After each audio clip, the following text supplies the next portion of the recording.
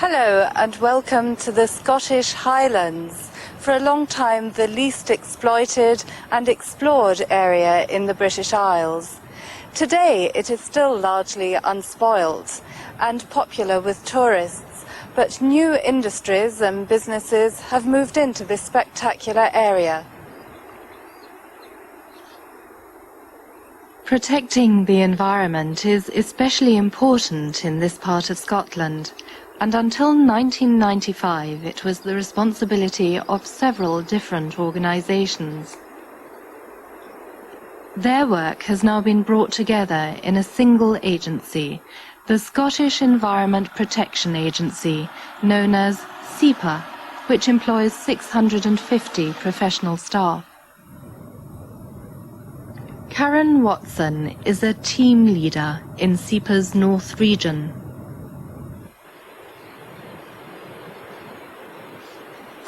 One of Karen's jobs is to inspect beaches like this one at Nairn to see whether they reach European standards for pollution control.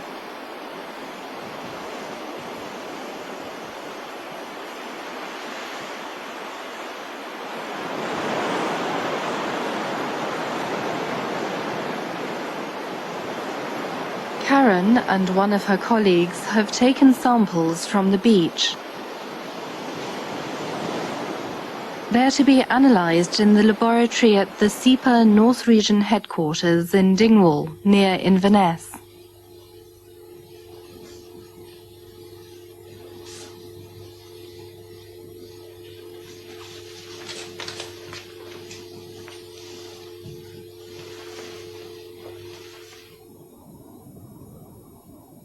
In the SEPA offices in Dingwall, I talked to Karen and asked her about her job. Karen, how and why did you become involved in environmental protection? I was really quite fortunate. When I was at university, I studied an environmental degree, and I first got a job with the National Rivers Authority. I looked after rivers in part of north of England. So really my first job on leaving university was in the environmental field. I enjoyed the job and was fortunate following that and received further job opportunities in this field. So really all I've ever done is sort of work as an environmental regulator. Do you see yourself as an environmentalist or as somebody simply doing a job? Certainly I see myself as an environmentalist, but it's quite frustrating at times because I have to operate within some constraints. We deal with businesses who have budgets, we're dealing with people who have jobs, and so quite often we can't get the results we want as quickly as we would like. But yes, definitely, I'm an environmentalist. What are the main environmental issues here in this part of Scotland? Our main concerns here in the Highlands are issues such as forestry, agriculture, fish farming, and waste disposal issues. Waste is a new issue, which is causing us quite a few concerns. We have a lot of fly tipping, illegal dumping problems.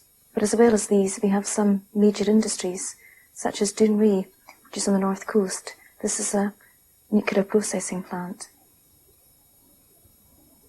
The purpose of the Scottish Environment Protection Agency, SEPA, is to protect and improve the environment in Scotland, on land, in the air, and in the water.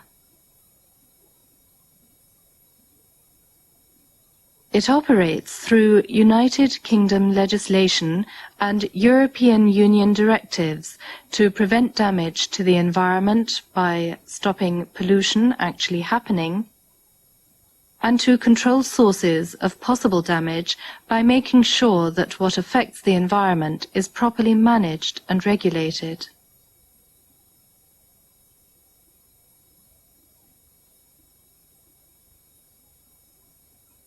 On land, SEPA controls the disposal and treatment of waste, which is generally dealt with by organisations by recycling, by landfilling, burying it in the ground, and by incinerating or burning it.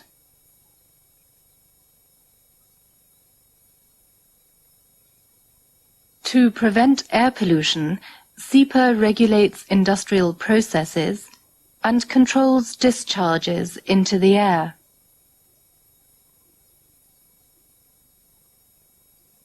In rivers and lochs, the Scottish word for lakes, and also along the coastline, SEPA tests and monitors water quality and enforces standards set by the UK and EU.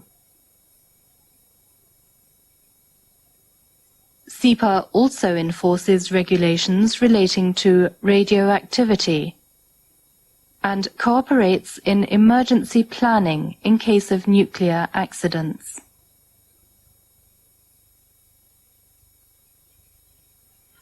In Karen's job, there's a lot of correspondence and other office work, as well as outdoor activity. She described a typical day. Hello, it's Karen Watson speaking. Can I help you? All days are different in this job, but a typical day would probably start with a few hours on the telephone, dealing with problems. Okay, yep, you need to get out there this morning to investigate it and ask them to employ best management practices to stop the silt getting into the river.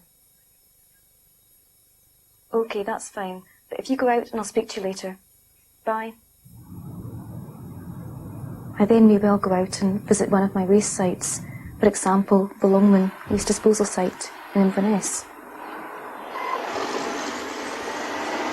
Longman landfill is a typical waste disposal site. It has to be inspected twice a week. What was the conventional thing you see here?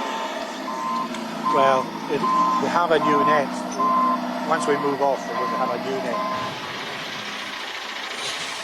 Karen needs to know the weight of the waste material brought into the site by heavy vehicles. Sometimes the printer for the weighing machines breaks down. This can make it difficult to check the site's records accurately.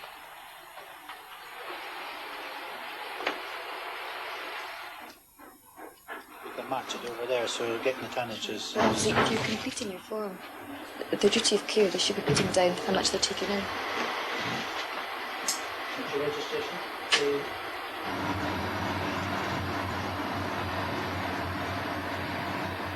I personally monitor quite a variety of companies. We have a factory that produces carbon fibres in all different forms. They manufacture material for including in racing cars and aeroplanes. So it's quite a major industry. One of only 2 factories in Europe that actually produce these fibres. Large companies which use potentially dangerous manufacturing processes are often the most cooperative in helping to prevent pollution. Be taken down. We'll need to redesign everything. The whole system will be under negative pressure. Therefore, we won't get any excess fumes going out with the system. As part of its responsibility for controlling pollution, SEPA deals with applications for permission to dispose of waste on land and to discharge substances into the air or water.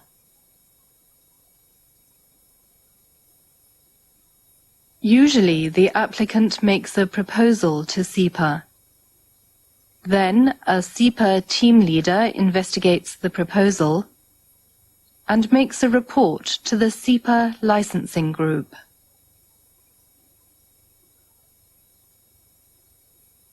The SEPA licensing group discusses the team leader's report, considers representations from the public and from others who may be affected by the proposal, and then makes a decision in respect of the application, for example by rejecting it or by accepting it in an amended form.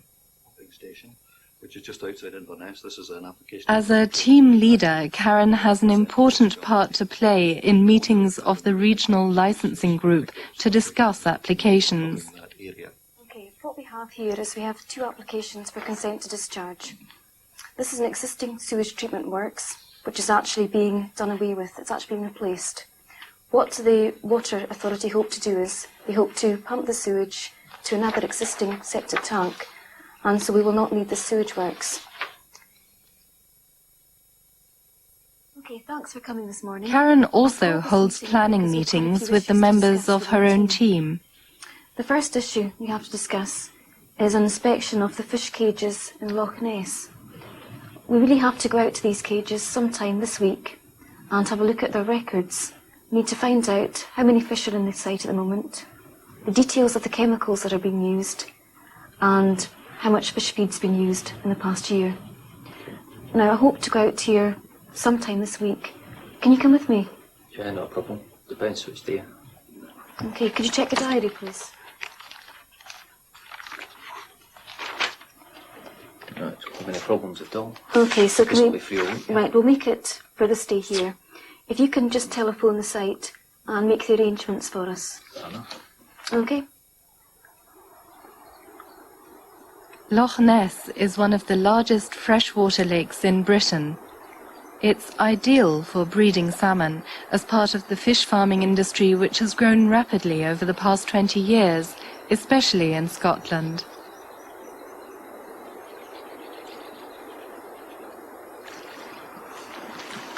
Karen and Gordon are going out across the loch to inspect the cages where the salmon are hatched and kept.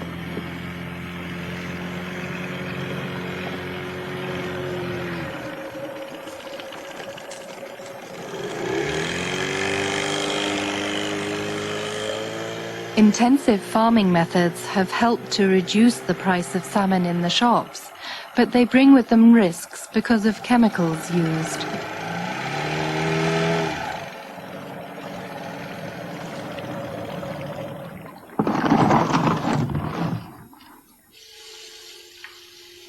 Back at the SEPA laboratory, this morning's beach samples are being analysed. Karen often reports to the director of SEPA's North Region, Professor David Mackay. So, Karen, where have you been today? I'm just back from looking at the fish farm in Loch Ness. I tend to go there reasonably frequently to inspect the records, have a look at the site, record things like the weight of fish in the cages and how much fish feed they've been using. Did you find any major problems today? No, the site was satisfactory. It was very tidy, all the records were up to date, and it seemed generally to be very good. No dead fish lying about? Not that I could see, no problems at all. Oh, well, that's good. Did you see any problems as you travelled there or back? Any rivers being discoloured or any signs of silage pollution? We tend to have a look whenever we're passing, obviously.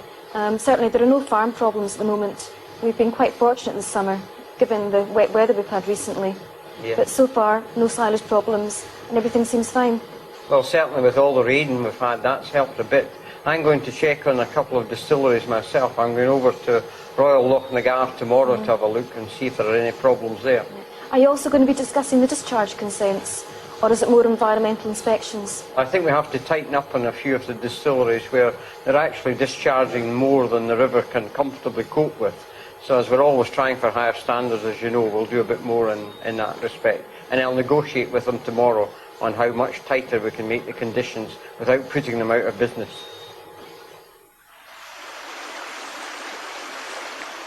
Access to sparklingly clear water is essential for the location of a whisky distillery. On the River Dee, near the royal castle of Balmoral, is the Royal Lochnagar Distillery. The distillery makes single malt whisky, which is kept in oak casks to mature for at least 12 years. So the whisky in these 2 casks will not be ready before the year 2000. Notice that it's always called Scotch, not Scottish whisky. I asked Professor Mackay why whisky distilleries had to be monitored and how they might cause pollution. Well, the real problem is that these distilleries were built, some of them many centuries ago, on the banks of our purest, crystal clear streams because they needed the excellent quality of water. These streams also form the spawning and nursery grounds for the noble fish, the Atlantic salmon, which is of enormous importance in Scotland. So the small quantities of organic waste which can be released from the process when it's complete are enough to bring down the oxygen levels in these rivers and make quite a dramatic effect in them. There is also some hot water which comes from distilleries which can change the rate at which the young fish grow and set them off to sea before their proper time. So they can have a dramatic effect on rivers which are extremely sensitive to even small quantities of pollutants. Hence we have to control them quite rigorously. How many whisky distilleries are there in your region? Oh, there are hundreds. I couldn't count them all readily. And to talk a little about a Scotch whisky now, is all Scotch whisky produced in this region? No, but this is the heartland. This is where originally barley was produced in the coastal region on the fertile lands near the sea. And then behind us were the high mountains where the water comes down, as I've said already, very pure, very clean. Where these two areas meet, that is where the small malt whisky distilleries were originally built and set up the tradition, which has now gone on for many centuries in Scotland. And tell me, do all Scots love drinking whisky? Do you enjoy a wee drum? I doubt if more than half of Scots drink whisky, and certainly very, very few are able to drink the malt whiskies, the pure malt whiskies, the single malts as we call them, which are produced in distilleries like this. These distilleries have very small outputs of whisky. It's very special, it's kept for many years, it's made only with barley, there is no other grain involved, and so it's a connoisseur's whisky. It's not a whisky for getting drunk on, it's a whisky for people to really enjoy. I certainly do enjoy a dram myself, in moderation, like most of the best things in life. Single malt whisky is made from barley, which has been soaked in Highlands spring water and dried in a fire which burns peat or turf to give the whisky an important part of its flavour. The malt is mixed with hot water to make a liquid which is fermented with yeast. The liquid is distilled in copper stills, and then it's put into casks made of oak, where it will be left to mature for more than 8 years.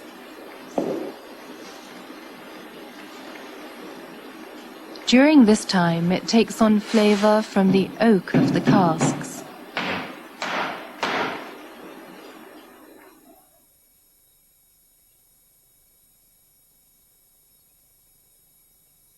Each single malt whisky is unique, the product of one distillery.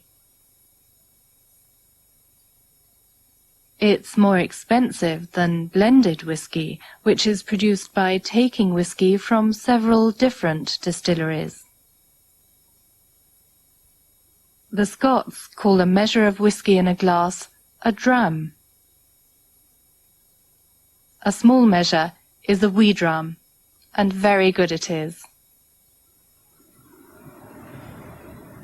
Karen and her team deal with an area of 6,500 hectares, much of it in very beautiful countryside.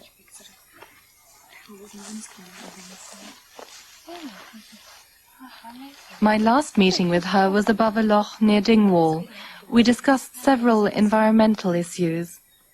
Karen, is there a difference between protecting the environment in a town and protecting the environment in the Scottish Highlands? I think, yes, there certainly is a huge difference. Here in the Highlands, we're primarily concerned with fishing, forestry and fish farming, whereas if you lived in a city, you'd be looking after industries, factories, commercial premises. And do you think that we ourselves are doing enough to protect the environment? I think it's up to all of us to do a little to help. Each of us should think about what we're doing with our water, with our waste. And if we all did that, I think, yes, we would be doing enough to protect the environment. Do you think that means that we would have to change our lifestyles? I think we in the Highlands have to change our lifestyles, definitely. We have to change the way we think about recycling, change the way we use our cars, use public transport more, develop a public transport system. What is your personal view of pressure groups such as Greenpeace or Friends of the Earth, or political parties such as the Green Party? The very important job that these pressure groups and other groups do is that they bring environmental issues into the media, they bring it to the forefront of the public's attention, which we obviously can't do in SEPA because we're confined to acting within the law. So these groups do a very, very good job, and at the end of the day we're all actually working together to achieve the same goals. Now, you live in a very remote part of the Scottish Highlands. Can you tell me whether you ever get lonely, and what do you do in your spare time? I think the main advantage of the Highlands is this wonderful landscape we're surrounded by. You're only minutes away from the landscape, so you can go walking, climbing. It's a wonderful landscape, cycling. So certainly, when the weather's lovely and sunny, there's lots of stuff to do. There's lots of activities you can do. What do you like doing most of all? My favourite pastime has got to be hill walking and climbing. There's nothing I enjoy better than, on a nice day, walking up a Munro. That's a hill that's over 900 metres.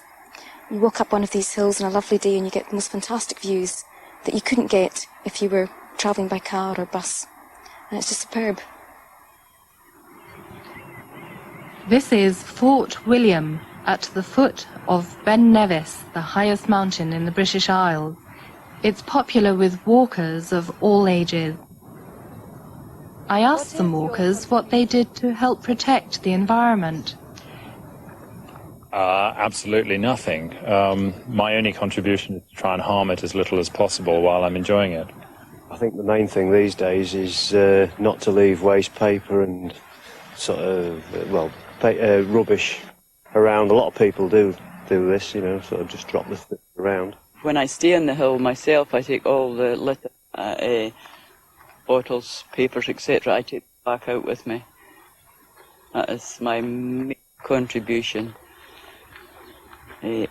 My grandchildren